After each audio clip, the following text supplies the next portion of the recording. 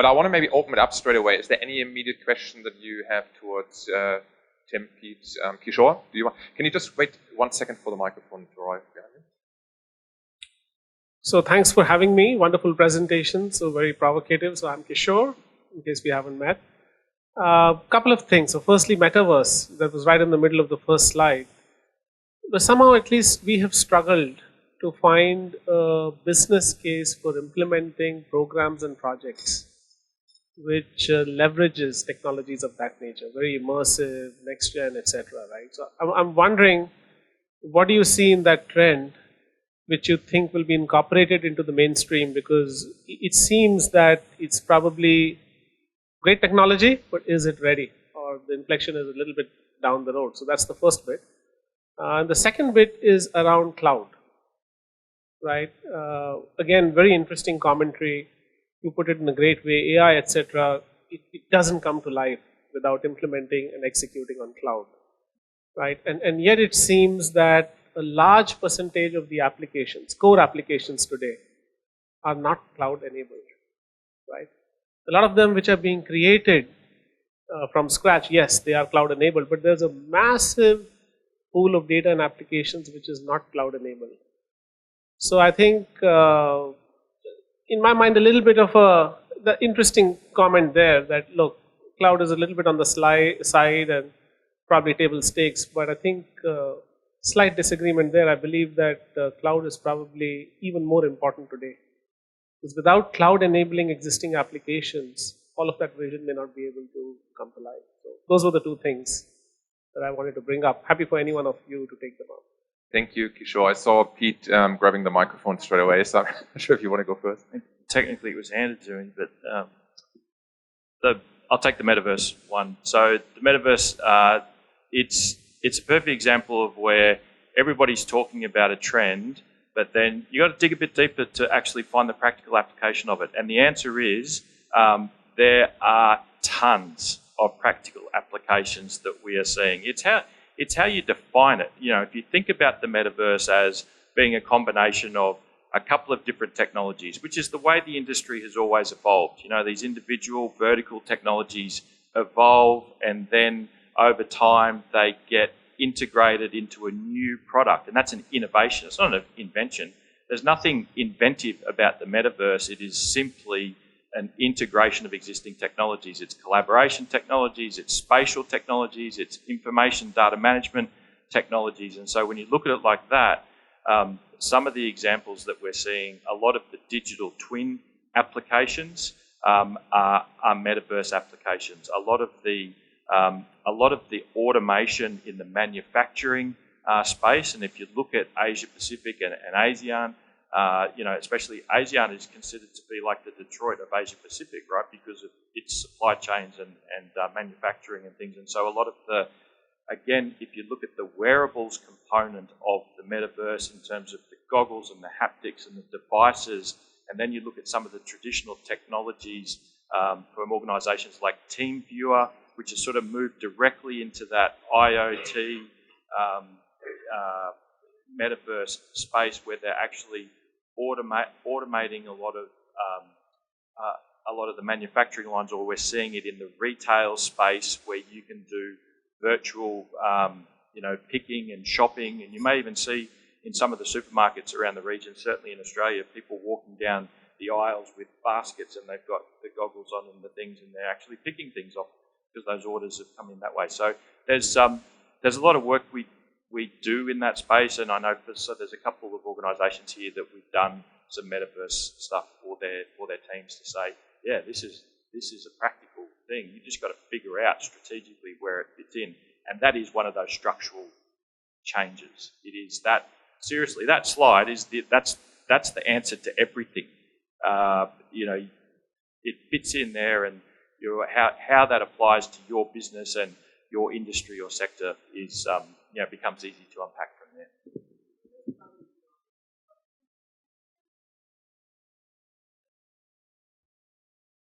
We've evaluated 7, 8, 10 proposals, gone deeper into it. We've really struggled, and we believe that the time has not come for the technology for us to be implemented mainstream. Tim, do you want to take the cloud question?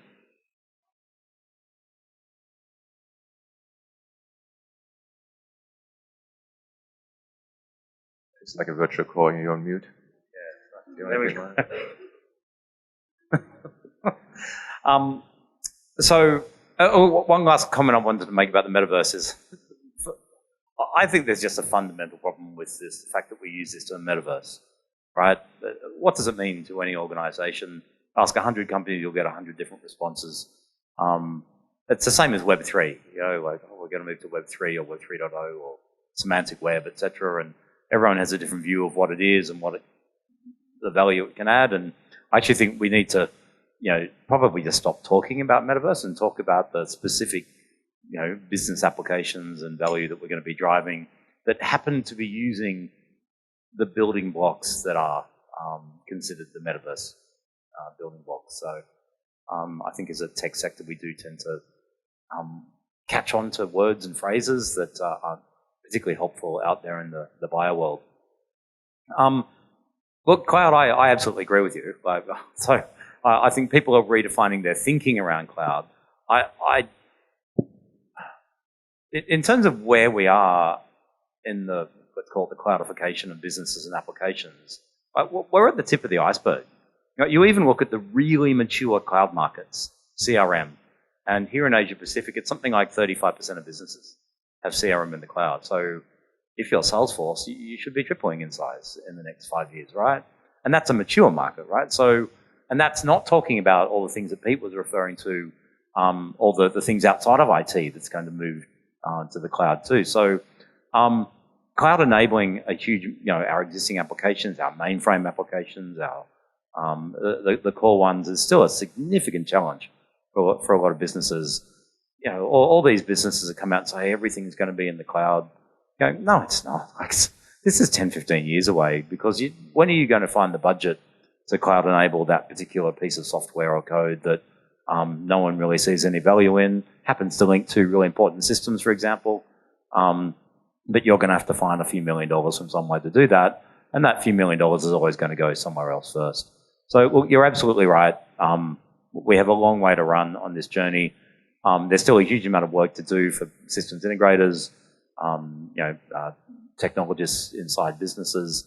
I think some businesses will ultimately abandon some of these internal applications when the really good cloud services are available. And this is where that point about industry cloud actually becomes really important. I think industry cloud is going to see a lot of organizations finally go, you know what? That thing that we did that we can't, that's really expensive to cloud enable, it's now available in that cloud or this one, and we're just going to jump on that platform. And I know it's not that easy, but I think that's the really important change that industry cloud's going to drive. Thank you, Tim. Any other questions? I saw, I think, another hand come up somewhere. No one? Oh, there's one. Christina? All right, Tim, I loved your talk, particularly around data rights. And I'd love to get your thoughts around the future of identity protection. Because for so many companies, you know, all that we really have is the power to serve our customers, which means gathering data. But then if you decentralize that information, you lose it. And I'd love to hear your thoughts on where that's headed over the next few years. Wow, that's an interesting question. You know, I look at you know, a couple of governments across the region, and they are struggling with that very question today.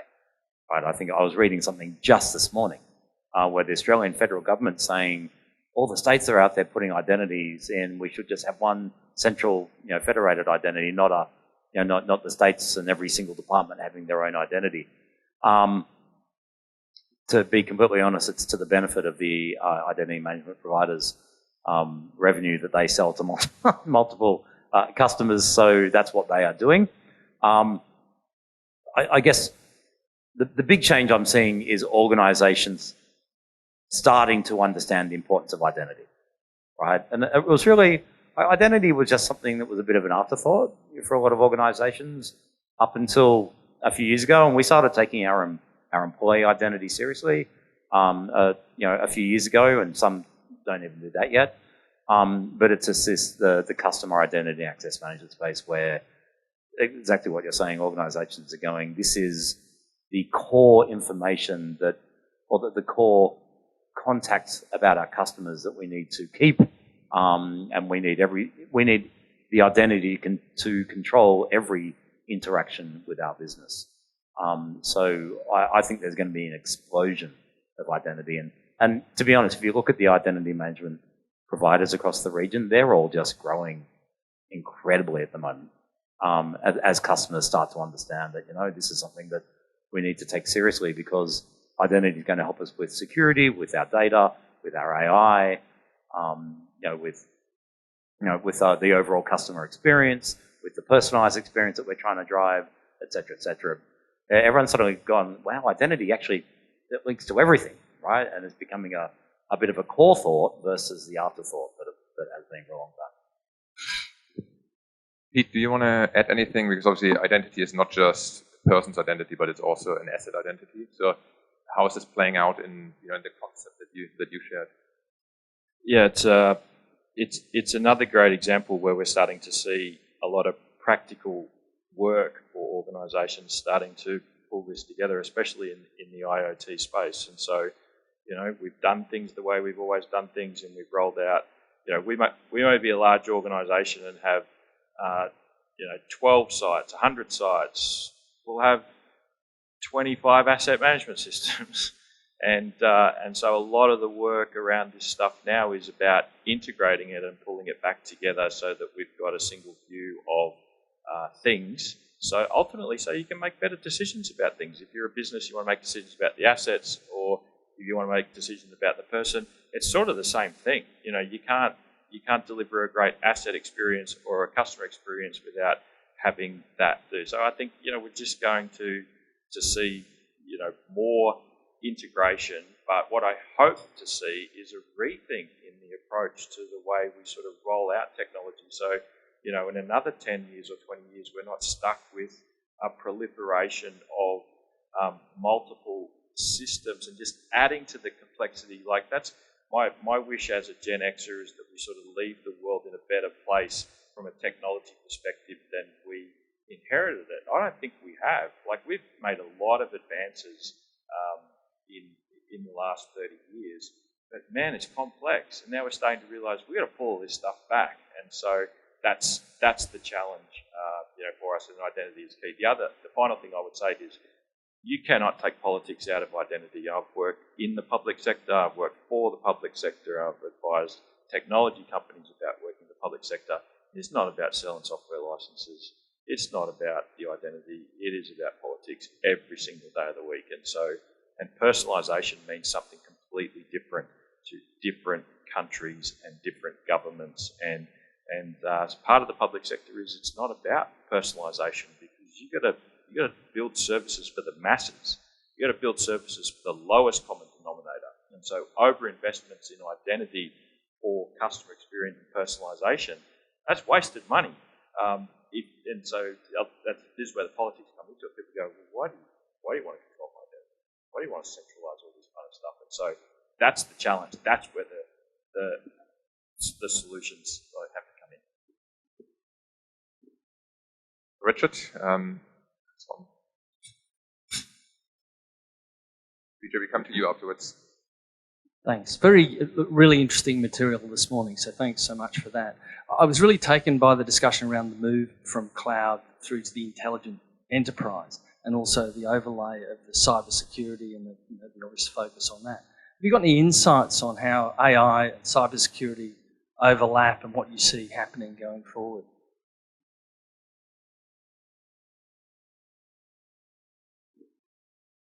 I'll take that. I'm not ecosystem cybersecurity expert, but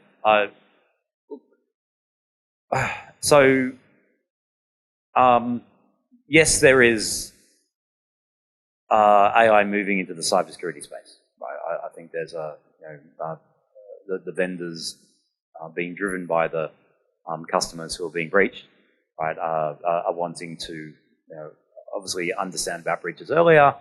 Understand anomalies within their networks, etc. And this is where we're seeing the AI tools start to move into the security space. Look, I'm not aware of any organizations or even any suppliers that are sort of providing an AI-based security capability that can shut down breaches consistently 100% of the time, because the learnings just aren't there yet. Breaches don't happen that often. Like breaches happen, but AI, AI learns from huge amounts of data. So there's all the ones that you stopped before they happened, and that, yes, we've learned from them already, and that's where AI is doing a good job. But in terms of being able to learn about the things that we didn't know about, well, they might only happen 4, 5, 6 times a year. Now, I'm guessing there are vendors out there, maybe like your own, who's starting to work on these systems that are taking those 4, 5, 6, 7, 8 breaches happening in every organisation across the globe and learning from them, and seeing if they can add that into their tool set. And that is probably a new opportunity in the security space. To be honest, my belief is everything's going to get intelligent in the long run, and AIs are going to run our business and put a lot of us out of jobs in a good way. Sash? Yeah, I'll just add something to that, right?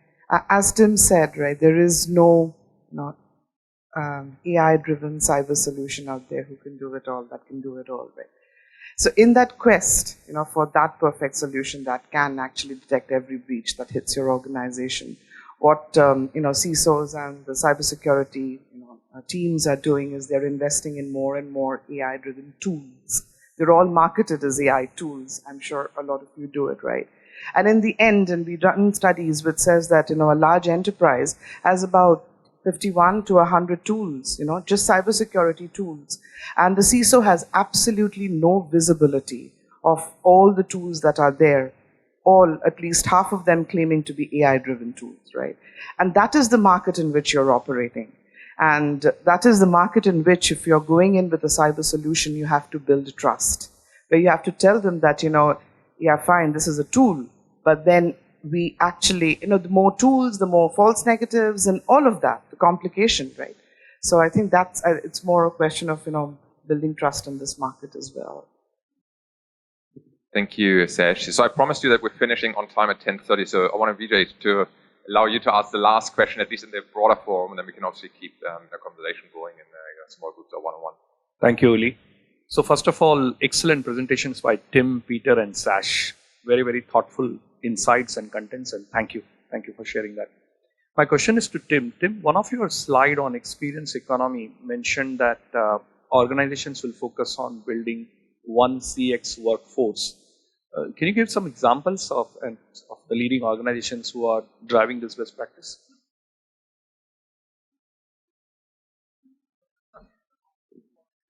It's the convergence of virtual and physical, Oh, look, absolutely. Well, I can't name names just because I haven't been given permission to, but I can talk to a couple of insurance companies, a couple of banks, that the way they provide their, any experience now goes through, what they call one CX team, or a central sort of CX governance point, right, to make sure that the brand values, so one of the challenges we have with CX, a normal business will have, is CX is over here, and brand and marketing are over here, right? And CX is going, I've got a really great way of, reducing friction in this process, and we're going to do this, this, and this. And brand goes, sure, but that's not on brand, and it's too late because it's been done, right? You have to deliver to the brand promise. That's what the customer experience is. It's the brand promise you're delivering to. So that's where we're seeing these one CX teams come together, often with a branding element, to make sure that the customer experience is delivering to the brand promise. It's focused on the biggest pain points, right, within the business, or focus where they know they can change the experience. Like there's a large retailer I know who's doing this, where they have, I believe, what is it? Let me just do some quick calculations. I think about 120 squads who are out there all doing 1,000 different little bits of that customer experience and the customer journey. And it then goes, they go, here's this great idea, and they put it forward to that sort of governance that CX governance team to work out, is this the right solution for this particular problem? Is it going to drive the right outcome, and the right behavior that we want within our staff, within our customers, within our partners, etc. So yeah, basically it's, CX has done some fantastic things in a lot of businesses here in Singapore, across the region, across the world, but now we're just, organizations are looking for more control over that experience, right? Over being able to offer a consistent on-brand experience. And it's that on-brand piece. Like, there are companies, right, in region, if there's anyone in the hype shoe space, like the Jordans, etc., like the companies that operate in that space, part of their brand is the fact that they are really bloody hard to deal with, right? Like, that it's really hard to get their shoe, and they want to annoy their customers because that's part of the value of being the lucky person that got the shoe, right? So if suddenly their CX person found some way of making customers really happy, that would not be on brand for that business, right? So friction is part of that business value, of the brand value and brand promise that they're offering. So, so that's the challenge of keeping CX on brand is what these one teams are often doing.